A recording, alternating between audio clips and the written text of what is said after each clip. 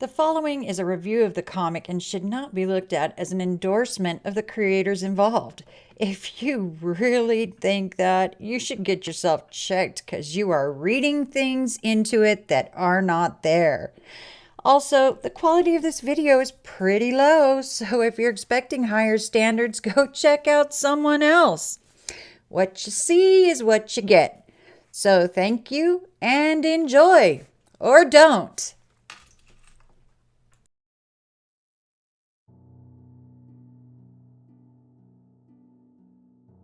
Hey guys, StarCraft here, and originally I was going to do the Marvel Zombies Evil Evolution Marvel Apes crossover, but I left it at home to do the recordings. But not wanting this recording session to go to waste, I've decided instead to still continue on with the follow-up, and then I'll do Marvel. I'll get to the Marvel Evil Evolution eventually. But now let's actually talk about what we really want to hear about. What happened to the zombies after the events of Marvel Zombies 2? We get Marvel Zombies Returns, where we basically go over, well, what happened afterwards? Where did they get sent to? I want to clarify one thing. We will eventually find the face out of just about all of the Marvel Zombies that got sent away, except for Colonel America inside T'Challa's son's body. That's the only one that seemed to fall through the cracks. Fred, what the heck happened? But yeah, basically Fred Lente with a few other writers. David Wellington, Jonathan Maberry, and Seth Grahame-Smith, a.k.a. the Pride, Prejudice, and Zombies and Abraham Lincoln Vampire Hunter guy. But yeah, basically each one of these kind of actually fit place in, they're all standalones that continue the narrative, each having the characters jump up and get zombified specific moments. In the case of the first one done by Fred, it's Spider-Man, zombie Spider-Man showing up during the time of the Silver Age, more specifically during the Life Tablet story arc. But yeah, Spidey shows up, transported there thanks to Malcolm's doing, and so he decides, fly off and use my cosmic powers. Yeah, he doesn't have the cosmic powers here at all, because the rearranging it just stripped it from him. Instead, his muscle memory somehow causes his veins and arteries to shoot out like webbing, allow him to swing around. Gross. But when he finds out about the tablet, he realizes, I should be able to do something about this. And I like how you can see his mouth through his mask without fully ripping it. And so, yeah, we see though, because of his actions, though, it causes history to change, because they think they see Spider-Man, tell the Kingpin, who decides, I'll contact others to help out. As well, the Sinister Six are sent into attack. I don't know if they were there in the original story or not. I really want to read that story one day, but yeah. Zombie Spidey shows up, and he's trying to hold the hunger, but unfortunately all the pheromones that Kraven's used over the years is too much. As he, rips out Kraven's throat, and he just starts, because of that, the hunger returns full force. I love this image of the spider sense and everything, except it's a hunger sense. And he just goes to town on everyone, and just ripping them all apart. Electro tries to help out, but not enough, and they're all, taken out, except for Sandman, who ditches it. Kingpin even shows up, goes in for a fight, and I love it how, you're right, Kingpin, you got both white and dark meat. Eventually, Sandman meets up with the real Spider-Man of this universe, and wisecracking as always, not knowing what transpired, Sandman just loses it. He just starts wailing on Spidey, and then he shoves himself into him, causing Spidey to just groan and everything until he finally explodes. Yikes. That is just disgusting. As then it turns out, though, Spidey, once he realizes what's going on, he sees everyone's dead, even MJ again. Feeling fed up with everything, he decides to rip off his own skin and basically say he's Peter Parker no more. He's going to be Zombie Spider-Man from now on. Meanwhile, we see the Watcher observing everything until he is attacked and seemingly eaten by Zombie Giant Man, whose head has been fully restored. weird. Because we saw earlier in the flashback, it showed that it was, still cut off. So it wasn't a continuity glitch. It must have been transporting him over, did it. The next one, I believe, was done by David Wellington, I believe. And it's set during the Demon in the Bottle stuff with Iron Man. As Giant Man just zaps himself in, he's trying to gather up all sort of technology to use. As you see, he consumes Happy Hogan, which unleashes the zombie virus among Stark Industry. As we see, Rhodey is trying to deal with it all, as everything's starting to go to hell, and Tony's just way too drunk to even care.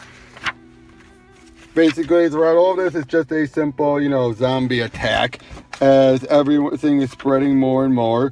Rhodey's trying to run off. Turns out, Tony left his armor somewhere else, but eventually Rhodey finds it, and he just starts using it to, he becomes Iron Man, starts blasting at everything.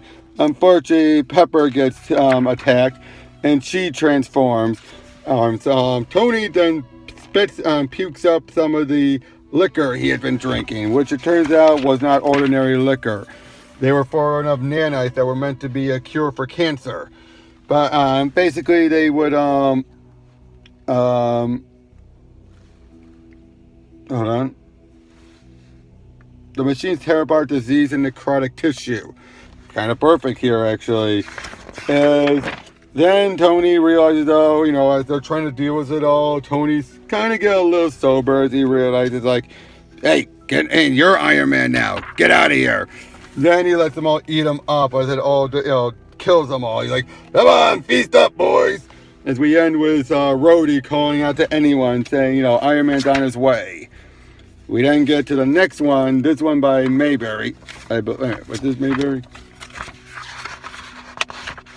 Yep, Mayberry, as it's in the Wolverine Shadowcat miniseries.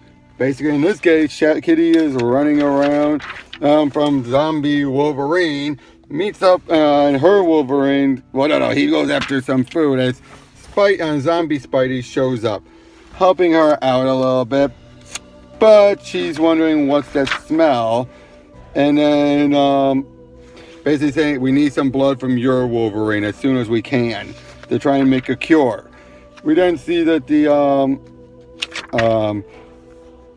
zombie Wolverine just keeps on going through until eventually he meets up with the real deal.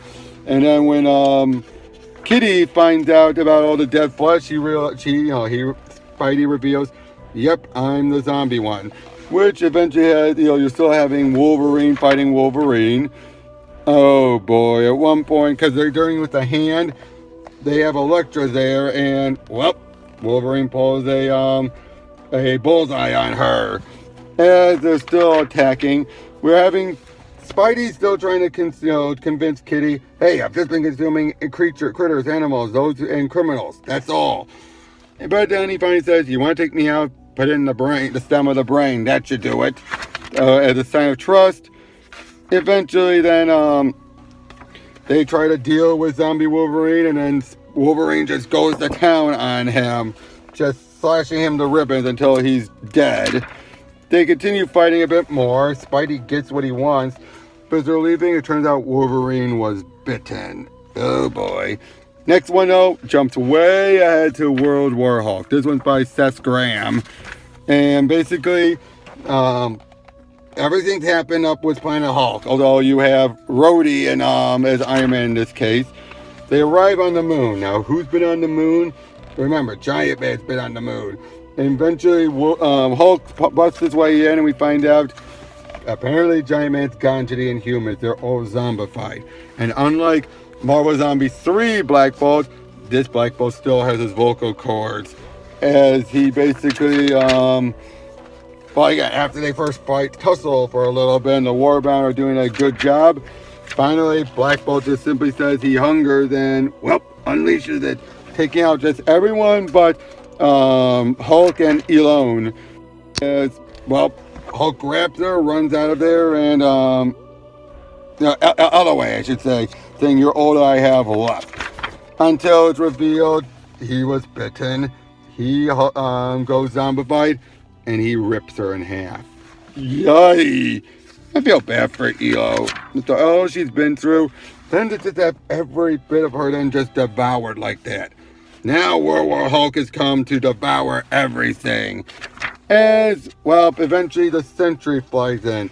They are all fighting it out like usual until Bruce reverts back to normal to get Robert in close so he could bite him and zombify him as well. Oh boy. And it ends with Spidey swinging off saying, Avengers dismember. Which, fittingly enough, leads into the next one, and the final issue, done by Fred again. As we start seeing Galactus is dead again, all this damage and everything. And we then get a real good joke of the main surviving zombies in this universe are the Sentry, Sandra, Moon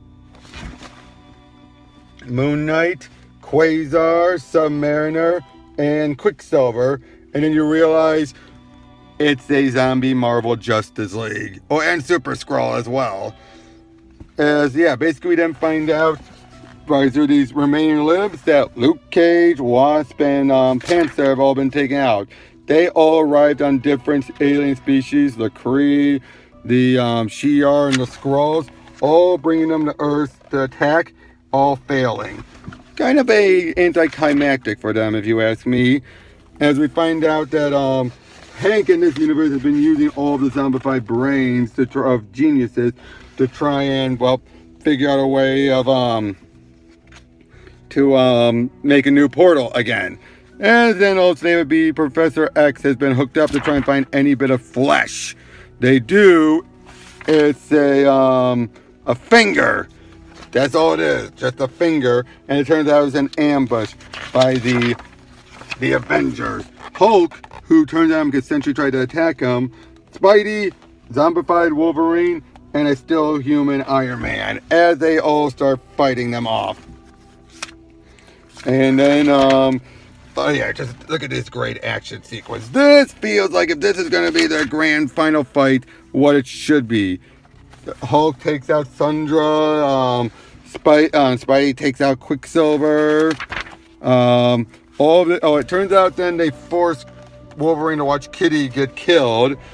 And then finally Wolverine stabs Sentry, causing him to, well, because he's full of the power of 1,000 exploding suns, he's starting to overload.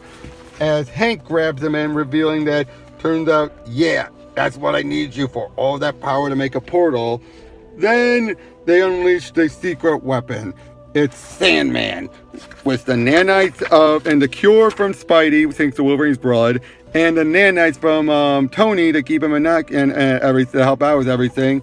He finally whooshes them by and takes out everyone, Giant Man and Spidey included, leaving only the zombie Sentry.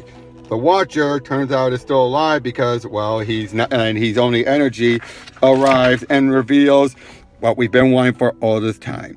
He sends the Sentry, patched up a little bit so he's not going to explode, sends him back off, time and displaced as well, back to the Marvel Zombie universe, creating a constant loop among these worlds where it will just devour itself forever. And that's the end. Yeah. Basically, the origin of the zombie virus was the zombie virus. It's been a circle. And I gotta say, I thought this was a great finale. The fact they had to throw out all the characterizations from that, well, except for Spidey, but Giant Man's completely, I was in truth, but now he's like, nope, I just want to eat. I want to be evil again. That, and then all the others are wasted, just underutilized. Other than those facts, though, it still feels like by the end, a great send-off. It does, because you have a great final battle. You finally get the final answer, even though it throws in the face of a bunch of other stuff, but we'll get more about that tomorrow. And yeah, it was, everything's wrapped up. The Hunger Gospel is now no more. But yet we have a few more Marvel zombie stuff.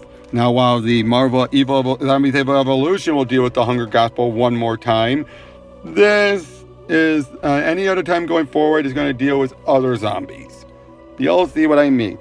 But tune in tomorrow as we go ape. See you guys then.